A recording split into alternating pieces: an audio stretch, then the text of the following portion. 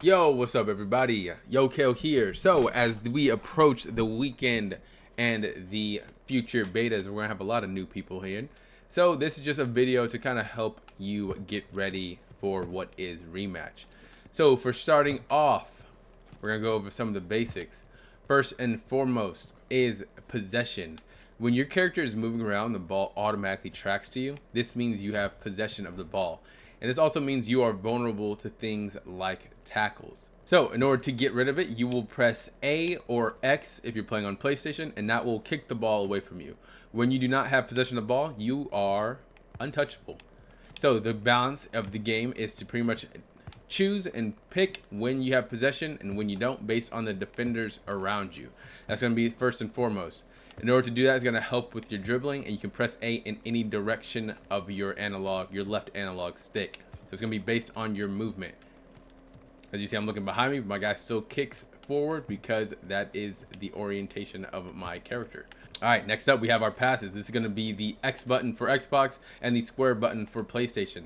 This is going to be a nice quick pass. You can hold it to go for a further distance.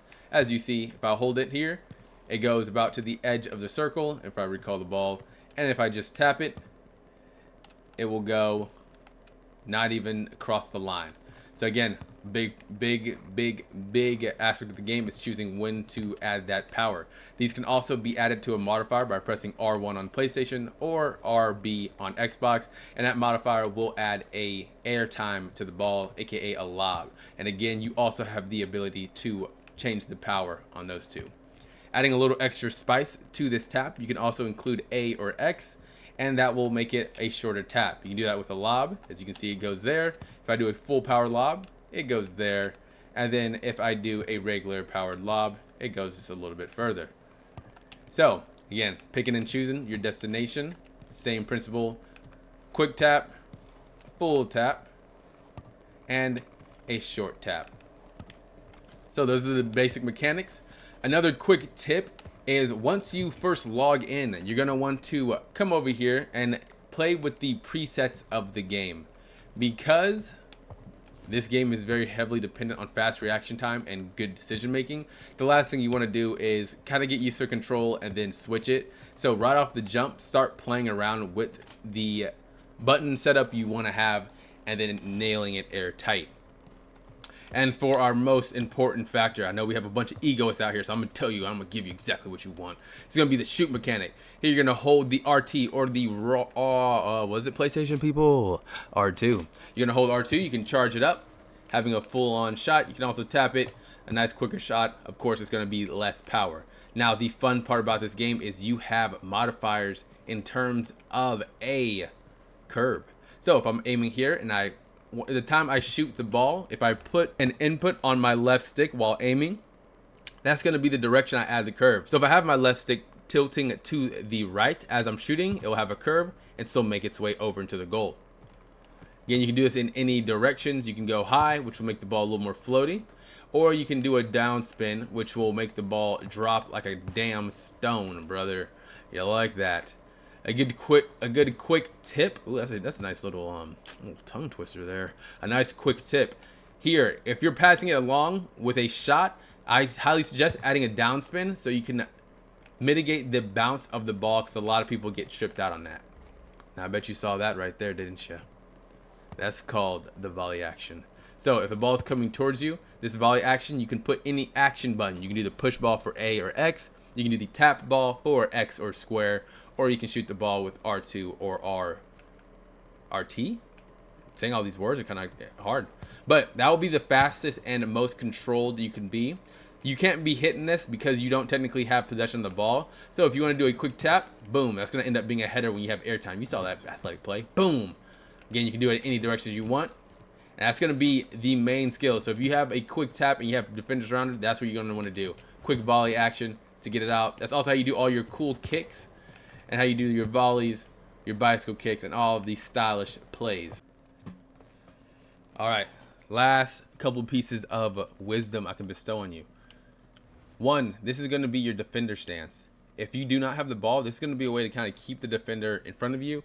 And another thing that I don't see a lot of people utilizing, you can press A or X here, and your guy will do a little step dash. This will consume stamina, but it's a good way. If you get tripped up, you can always get back in position. This is going to be a good way to defend and block out the ball. So not necessarily putting direct pressure, but baiting them into making a move or maybe even making a mistake. B is how you're going to steal the ball. You can tap that. If you see the ball, you can tap it out, or if somebody has possession of the ball, this is the way to get it out of them, get away from them. And then as far as the stealing goes, we also have our tackle that you do when you're sprinting, and then again pressing B or circle, and you do a slide hit. This can also be used to hit the ball in. If you're a goalie, it'll be used to slide in and steal that ball. Going over some goalie mechanics, of course, we have our dives. It's gonna be Y to dive. Can be any direction. This one's very time heavy, so make sure you play patient, know where the dive is, don't dive prematurely, and just take your time. If you press B with the control setup I have, it will be your slide. In order to jump straight up, you have to have no input on your left stick, and then you'll have a straight up dive, or excuse me, straight up jump above.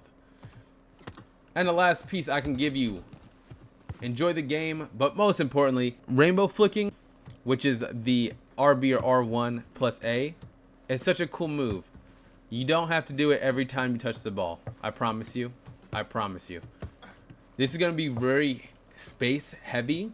And as you guys start playing, more people are going to be caught on.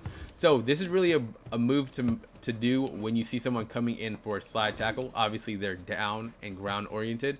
So doing a centered push could be lethal, as the ball might come in contact with them. So a rainbow flick is the one to do. But all newcomers, it looks cool.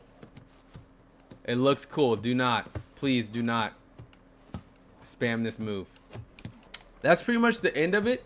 You can also press double LB or L1 to sprint. That's going to be your blue meter on the side, on the right hand side of your stamina, and that's going to be a little bit faster of a boost.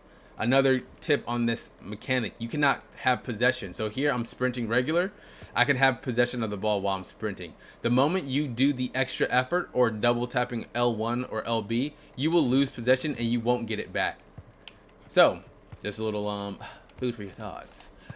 But that's pretty much it. I hope you guys are enjoying the game. If you guys want some more how-tos or just watching some fun gameplay, be sure to like, comment, and subscribe to the channel, and you're gonna see a great deal of action. Have fun on the pitch. Be kind to your teammates. It's gonna get competitive out here, and I live for it. And I'll catch you all in the next video. Peace.